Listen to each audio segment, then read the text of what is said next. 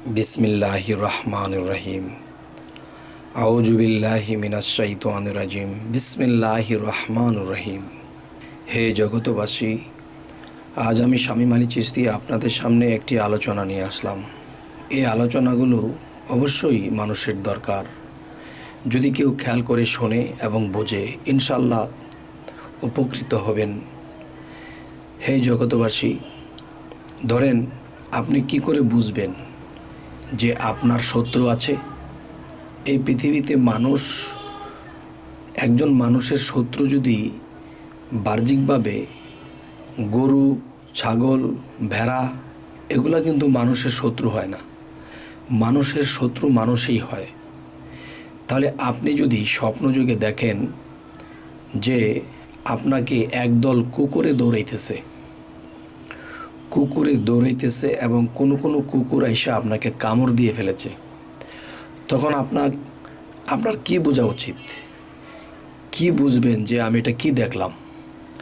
তখন অবশ্যই বুঝে নেবেন, আপনি যদি মুর্শিদ ধরা থাকেন, আপনি যদি তরিকতের লোক হয়ে থাকেন, তাহলে আপনাকে সামাজিক কিছু শরীয়তের লোকে আপনাকে খারাপ কিছু বলবে, আপনাকে দাওয়া করবে, আপনাকে ধরার চেষ্টা করবে, আপনাকে লাঞ্ছনা করার চেষ্টা করবে। এই কুকুর বিষয়টা দিয়া এটা বোঝানো হয়।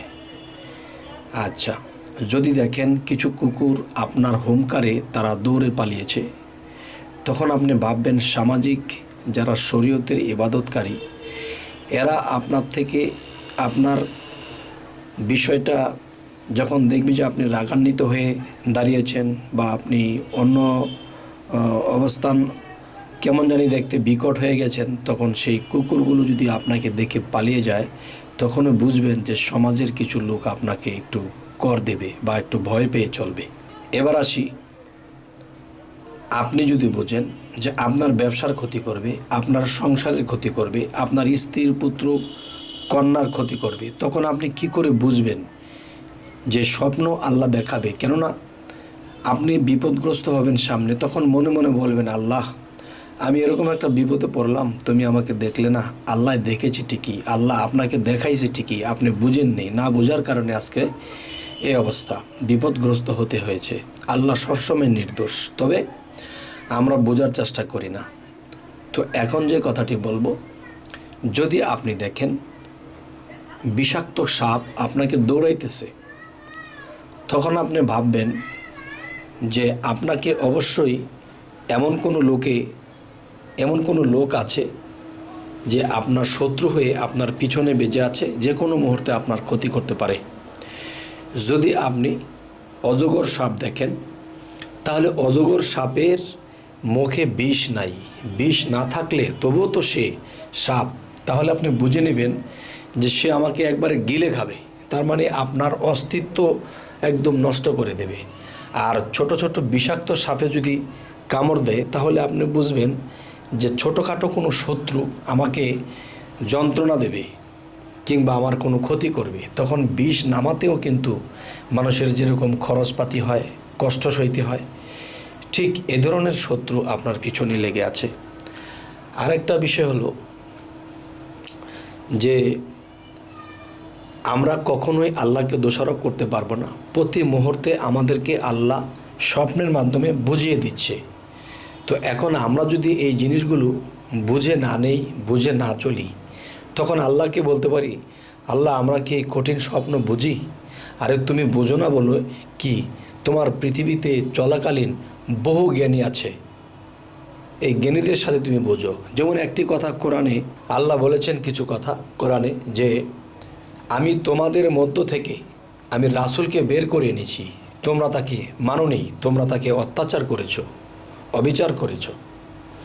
তাহলে আমাদের মধ্য থেকে রাসূল বের করে এনেছে, তাহলে এই পৃথিবীতে আমরা বসবাস করি আর আমাদের মধ্য থেকেই রাসূল বের করে আনে। তার মানে জ্ঞানী চৈতন্য ব্যক্তি আছে, কিন্তু আমরা সেটা খুঁজে নেই না, সেটা আমরা বের করে নেই না।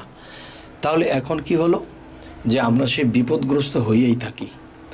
তাই আমি বলবো যে স্বপ্নের যে ধারাগুলো আপনাদেরকে বলা হলো, যে বড় সাপে যদি আপনাকে দৌড়ায় তো ভয়ানক, যে আপনাকে গিলে ফেলতে পারে অজগর।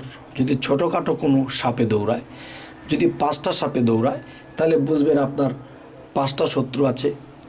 যদি আপনি বোঝেন যে আমাকে একটা সাপে দৌড়ায়, সে তাহলে একটি শত্রু আছে। কিন্তু এই একটি শত্রু হলে কি হবে, একটা সাপে কামড় দিক আর 2টা সাপে কামড় দিক, কিন্তু বিষাক্ত তো। আর সে বিষাক্ত হয়ে আপনি যেরকম ছটফট করবেন, কষ্ট করবেন, তেমনি আপনার অর্থনীতিও নষ্ট হবে।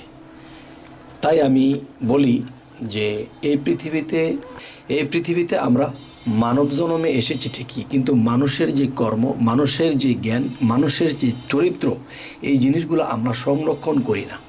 একটা কথা বলা হয় যে নবীর সুন্নত পালন করতে হবে। নবীর সুন্নত কিন্তু জামা, জুব্বা, টুপি নয়। নবীর চরিত্রটাই আমাদের কাছে সুন্নত।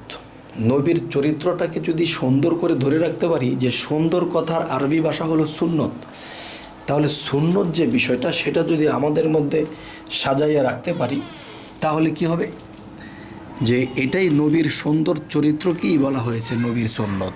তো এখন দেখা যায় নবীর সুন্নত আমরা পালন করতে যাইয়া আমরা জুব্বা, পোশা, দাড়ি, টুপি এগুলা ব্যবহার করেছি। কিন্তু দেখা গেছে যে নবীর যেই চরিত্র সুন্দরের কথা বলা হয়েছে, সেই সুন্দর চরিত্র আমরা করি না। যাই হোক, এখন কথা হলো, আমরা পৃথিবীতে চলাকালীন যে কোনো মুহূর্তে শত্রুর আক্রমণে পড়ে যাই, যে কোনো মুহূর্তে আমরা মানুষের কোনো বিপাকে পড়ে যাই। কেন পড়ে যাই এবং পড়ে যে যাব, এটা কিন্তু আল্লাহ অগ্রিম জানতো। তখন আমাদেরকে স্বপ্নের মাধ্যমে জানিয়ে দেওয়া হয়, কিন্তু আমরা এই জিনিসটাকে ব্যাখ্যা করে চলি না। আর ব্যাখ্যা করে চলি না বলে আজকে এই বিপদগ্রস্ত। তবে হে জগতবাসী, আমি চ্যানেলে স্বপ্ন বিষয়ে বেশ কিছু ভিডিও দিয়েছি পিছনে, আপনারা সেই ভিডিওগুলো দেখবেন এবং সামনে আপনারা একটা যোগ মিলিয়ে চলবেন যে প্রতি রাত্রে যদি একটা মনে মনে একটা কথা বলতে পারেন যে প্রতিদিনের খবর প্রতিদিন আল্লাহ আমাদেরকে দেবে, আল্লাহর কি এত দায় পড়েছে, এটাও আপনি ভাবতে পারেন। তো আমি বলবো কি, যে আল্লাহ তো কাউকে ঠকায় না, আর আল্লাহ আমাদের কাছে দোষের চাপে কখনোই থাকবে না। তাই বলি কি, যে রাত্রে একটু জিকির করবেন এবং একটা সেজদা দিবেন।